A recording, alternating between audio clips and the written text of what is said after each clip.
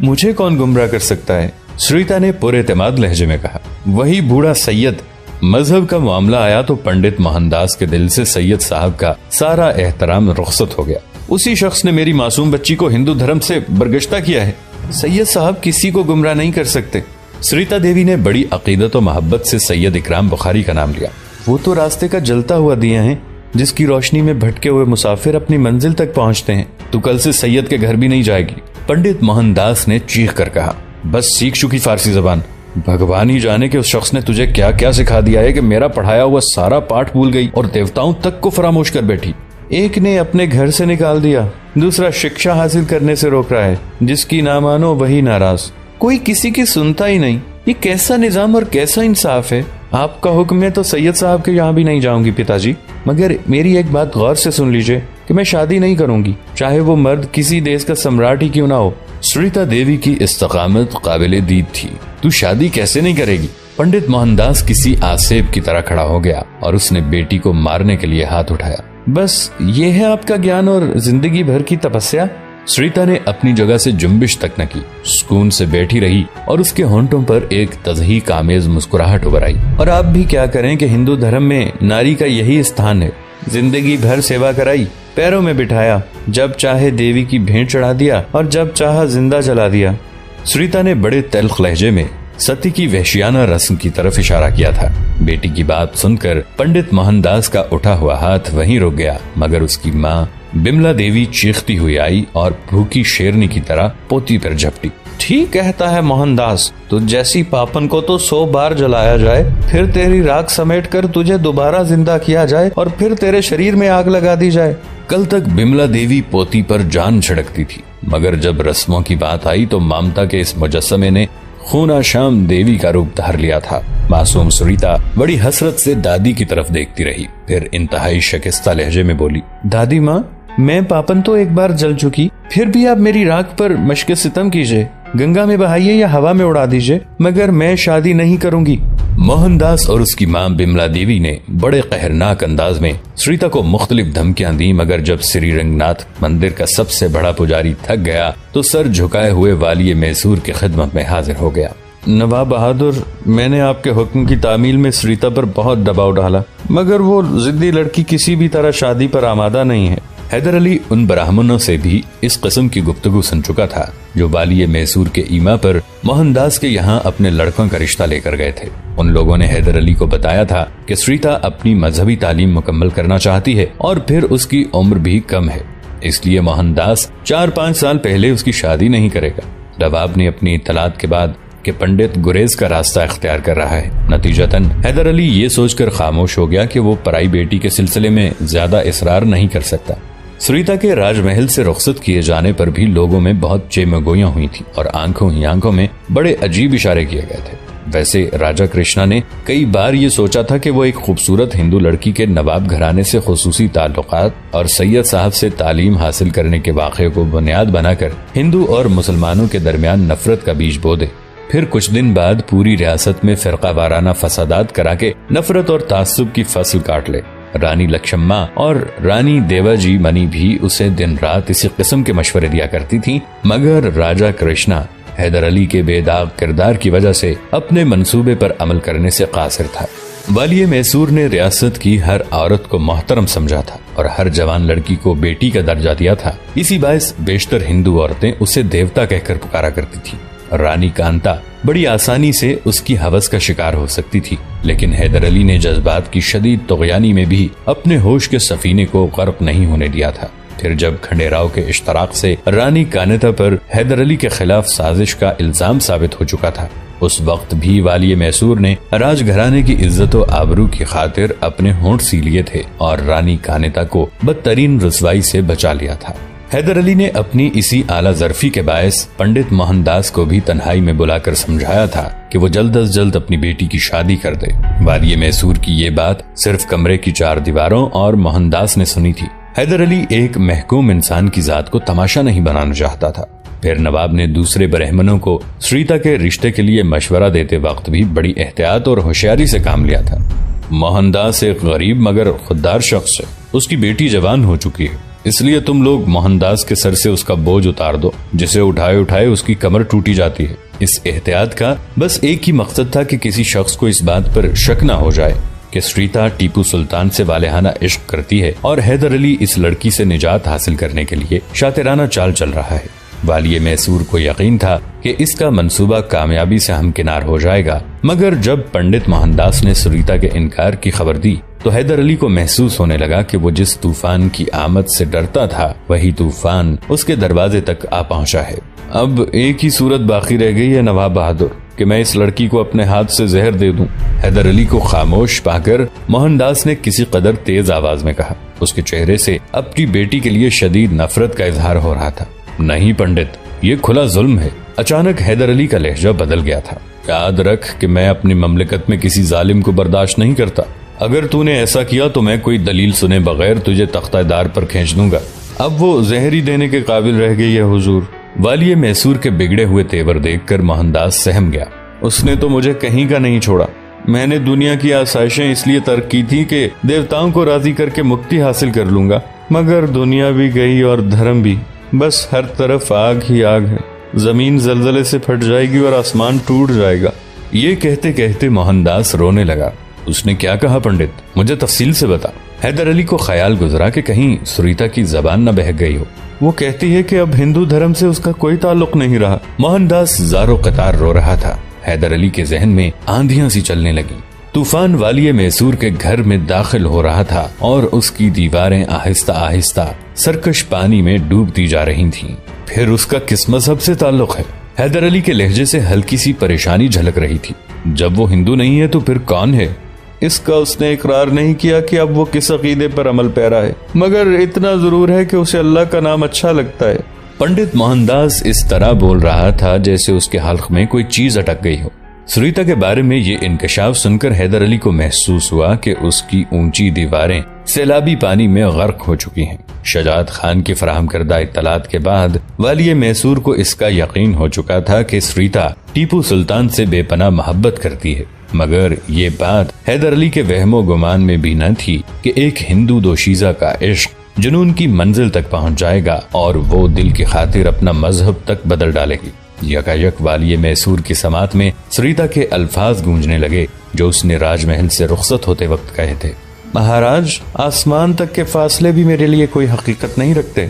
अब हैदर अली को सुरीता के अल्फाज की गहराई का अंदाजा हुआ था। इतनी छोटी सी उम्र में पहाड़ जैसे इरादे। खुदा की पनाह, नवाब ने दिल ही दिल में सोचा और फिर पंडित मोहनदास से मुखातिब हुआ। क्या तेरी लड़की मुसलमान हो गई है?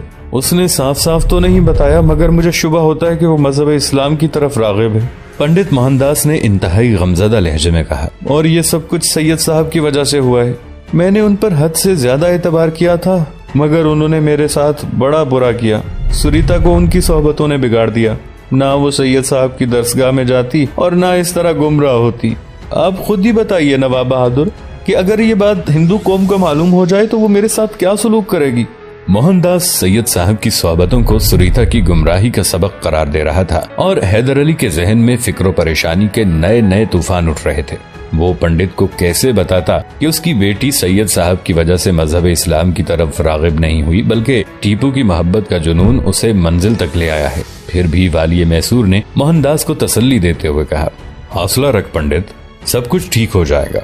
वो भी बच्ची है, नए नए ख्यालात उसके जहन को परेशान कर रहे हैं। उसे मोहब्बत से समझा, बहुत जल्द तेरी बात मान जाएगी, लेकिन खबरदार उस पर जबर न करना। ये उम्र बगावत की उम्र होती है और जितनी जल्दी मुमकिन हो उसकी शादी कर दे। नई जिंदगी में दाखिल होगी तो पुरानी बातें भूल जाएगी। वैसे मैं सैयद साहब से भी बात करके देखूंगा कि उनकी तालीम और तरबियत तेरी बेटी पर किस कदर असरअंदाज हुई है। मैंने उस पर पाबंदी लगा दी है, अब वो कभी सैयद साहब के घर नहीं जाएगी। पंडित मोहनदास ने कहा, ये तूने बड़ी अक्लमंदी का काम किया है। हैदर अली पंडित के इस फैसले से खुश नजर आ रहा था। अचानक मोहनदास गहरी सोच में डूब गया। फिर आहिस्ता आहिस्ता से बोला, अगर नवाब बहादुर बुरा न माने तो कुछ अर्ज करूं? हैदर अली ने अपने सर की असबाती जुम्बिश से मोहनदास की दरखास्त का जवाब दिया। मेरी बेटी और माँ को राजमहल से रुखसत करने की क्या वजह थी?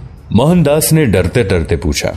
आपने उस रोज किसी तूफान की आमद का जिक्र किया था और अब सुरीता की शादी के लिए इतना इसरार क्यों कर रहे हैं? मोहनदास एक बहुत पढ़ा लिखा इंसान था। अपनी बेटी की शादी के सिलसिले में वाली मैसूर की गैर मामूली दिलचस्पी देखकर खामोश न रह सका और नवाब हैदर अली से एक ऐसा सवाल कर बैठा जिसे जबान पर लाते वक्त बड़े बड़े जरी इंसानों को पसीना आ जाता।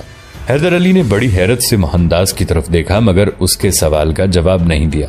क्या सुरीता से हुजूर की शान में कोई गुस्ताखी हो गई है? मोहनदास बहुत घुमा फिरा कर बात कर रहा था। हैदर अली फिर भी खामोश रहा।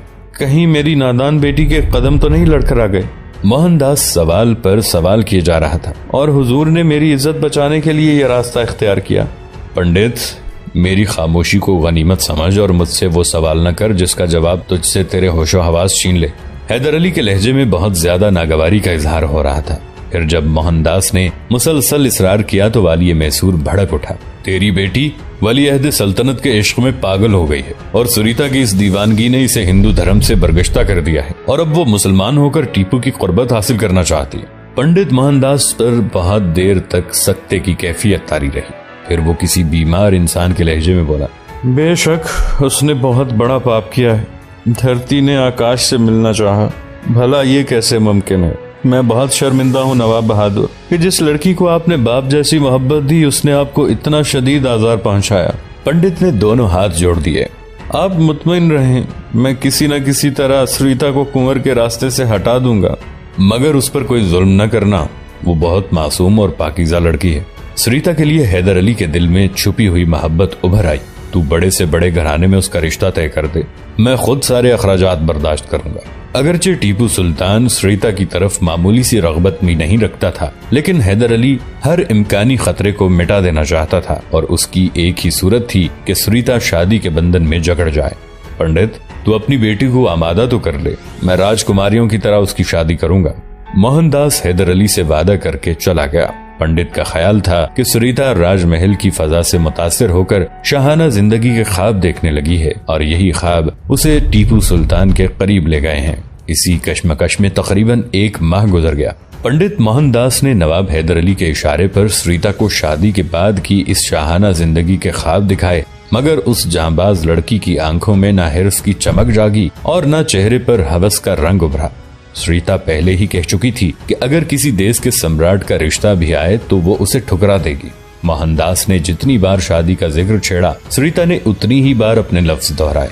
यहाँ तक कि पंडित मुश्तइल हो गया और उसने सख्त तैश के आलम में अपनी गुलाब जैसी बेटी को निहायत बेदर्दी के साथ ज़दोकोब किया। इस तशद्दुद में मोहनदास की माँ बिमला देवी भी शरीक थी।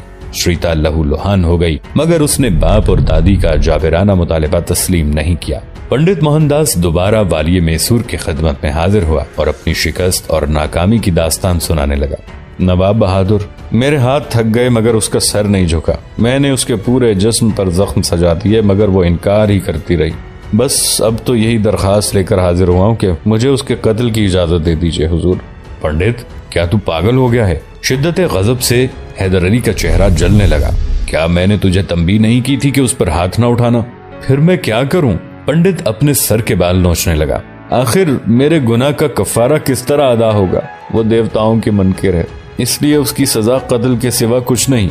तू अल्लाह का मुनकिर है, तो क्या मैं तुझे कत्ल करा दूं? हैदर अली ने मोहनदास से एक अजीब सवाल कर डाला था। पंडित दीवानों की तरह वाली मैसूर का मुंह देखने लगा, फिर लड़खड़ाती हुई जबान में बोला, नवाब बहादुर, ये हमारा मजहबी मामला है, आप इसमें मुदाखलत नहीं कर सकते। मैं किसी के मजहबी अकायद में दखल अंदाजी नहीं करता, मगर वो लड़की अल्लाह का नाम लेती है, इसलिए किसी को उस पर सितम ढाने की इजाजत नहीं दी जा सकती। उसे प्यार मोहब्बत से समझा, शायद वो दोबारा अपने धर्म की तरफ लौट आए, वरना खामोशी से वक्त का इंतजार कर। अब वक्त ही उसकी तकदीर का फैसला करेगा। पंडित मोहनदास बज़ाहिर फरमाबरदारी के अंदाज में सर झुकाकर चला गया, लेकिन दरपर्दा उसके सीने में नवाब हैदर अली और सैयद इकराम बुखारी के खिलाफ नफरतों का समंदर मौजज़न था।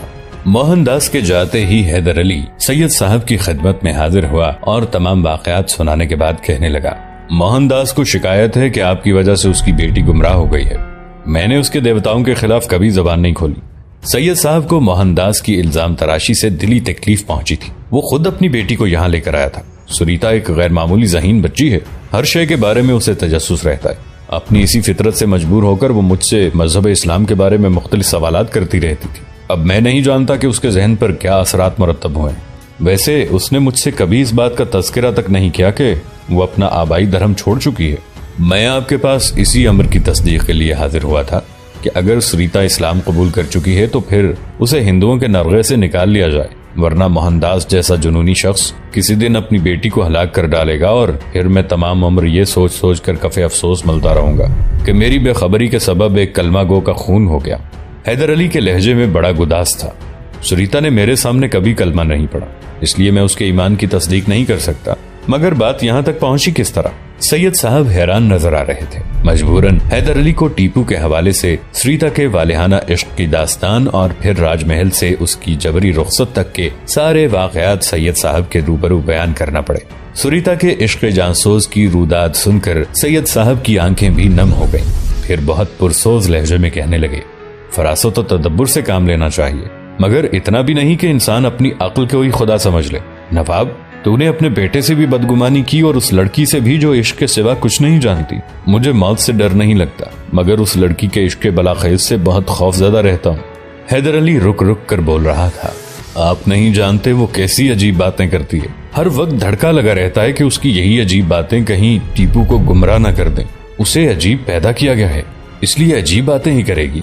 यकायक सैयद साहब की अफसरदगी खत्म हो गई थी और उनके चेहरे पर जलाल रूहानी नुमाया हो गया था। न टीपू गुमराह होगा और न सरिता बहकेगी। दोनों सैयद के शागिर्द हैं, उन्हें उनके रास्तों पर चलने दे। उस लड़की को जिंदान से बचा और नादान मोहनदास को आखिरी बार तंबी कर दे कि वो जालिमाना हरकतों से बाज आ जाए। उसके पास वक्त बहुत कम है। सैयद साहब हालत जज्ब में बोल रहे थे और वाली मैसूर के जिस्म पर लर्जा तारी था। फिर जब हैदर अली सैयद की बारगाह से उठा तो उसके सर से एक बड़ा बोझ उतर चुका था। दूसरे दिन सरकारी कारिंदों ने पंडित मोहनदास, उसकी मां बिमला देवी और सरिता को नवाब हैदर अली की खिदमत में हाजिर कर दिया। सरिता सर से पांव तक जख्मी थी। उसके दिलकश चेहरे पर जगह जगह नीले निशानात थे और आंखों में शिकस्तगी का गुबार भरा हुआ था। पंडित, तूने इसका ये क्या हाल बना दिया? हैदर अली कहर आलूद लहजे में मोहनदास से मुखातिब हुआ। क्या तूने मेरा हुक्म नहीं सुना था? नाफरमानी की सजा जानता है? क्या तू मेरे गजब से वाकिफ नहीं? सरंगापटम की गलियों में हाथ फैलाए फिरेगा और कोई भीख देने वाला भी नहीं होगा। मोहनदास और बिमला देवी खड़े थर थर कांप रहे थे। और क्या तुझे सैयद साहब ने गुमराह किया है? हैदर अली ने अपना जाविया तब्दील किया और सरिता से मुखातिब हुआ, जो दर्द की मुजस्सम तस्वीर बनी हुई थी। वो रोशनी है और सिर्फ रोशनी। सैयद साहब का जिक्र करते हुए सरिता की आंखें छलक उठी। अगर वो ना हो तो पूरा सरंगापटम अंधेरे में डूब जाएगा। क्या तू मुसलमान हो गई है? हैदर अली ने सरिता से दूसरा सवाल किया। ये मेरा और अल्लाह का मामला है, मैं जो कुछ भी हूँ वो खूब जानता है। सरिता ने अजीब जवाब दिया था, जिसे सुनकर हैदर अली चौंक उठा था। क्या तू देवताओं की मुनकिर है? वाली मैसूर ने ब्राह्मणजादी से तीसरा सवाल किया। हाँ, मैं देवताओं की हकीकत से इनकार करती हूँ और मेरा हिंदू धर्म से कोई ताल्लुक नहीं। सरिता ने किसी झिझक के बगैर अपनी बरगश्तगी और बगावत का ऐलान कर दिया था। तूने सुन लिया पंडित? नवाब हैदर अली बादल की तरह गरजा। अब तेरा तेरी बेटी से कोई रिश्ता नहीं रहा। बुतों के पुजारी और अल्लाह के नाम लेवा एक मंजिल के मुसाफिर नहीं हो सकते। उसके बाद हैदर अली ने सरिता से पूछा, तेरे लिए हमारे दिलों के दरवाजे भी खुले हैं और महल के भी। तू कहाँ रहना पसंद करेगी? सरिता ने राजमहल में वापस आने से इनकार कर दिया और अपनी रिहाइश के लिए यतीम खाने का इंतखाब कर लिया। हैदर अली ने हर शहर में लावारिस बच्चों की परवरिश के लिए यतीम खाने तामीर करवाए थे, जिनके अखराजात हुकूमत अदा करती थी। यतीम खानों की इमारतें शानदार और उनका माहौल इंतहाई साफ सुथरा था। तमाम बच्चों को अच्छा लिबास और उम्दा ग़िज़ा फराहम की जाती थी। बच्चों की फितरी सलाहियत के मुताबिक पहले उन्हें इब्तदाई तालीम दी जाती, फिर मुख्तलिफ हुनर सिखाए जाते थे ताकि वो नौजवान होकर एक कारामद शहरी बन सकें। जो बच्चे जिस्मानी तौर पर मजबूत होते उन्हें फौजी तरबियत दी जाती। मुंतज़मीन को सख्त हिदायत थी कि वो बच्चों को एहसास कमतरी का शिकार न होने दें और उनके साथ इस कदर मुशफ़्फ़क़ाना सलूक करें कि वो अपने माँ बाप की कमी को महसूस न करें। हैदर अली साल में एक बार तमाम यतीम खानों का दौरा किया करता था और कुछ देर के लिए बच्चों में इस तरह घुल मिल जाता था जैसे वो उनका बाप हो। बच्चों के लिए वाली मैसूर का हुक्म भी यही था कि वो उसे बाप कहकर पुकारें। यहाँ मुसलमान और हिंदू बच्चों की कोई तखसीस नहीं थी। दोस्तों, आज के लिए इतना ही। इसी कहानी की अगली किस्त के साथ बहुत जल्द हाजिर होंगे। नीचे कमेंट सेक्शन में अपनी राय का इजहार जरूर कीजिएगा। हमारे इस चैनल को सब्सक्राइब करके नीचे मौजूद बेल आइकन को भी जरूर क्लिक कीजिएगा। अगली मुलाकात तक के लिए हमारा और आपका अल्लाह निगहबान।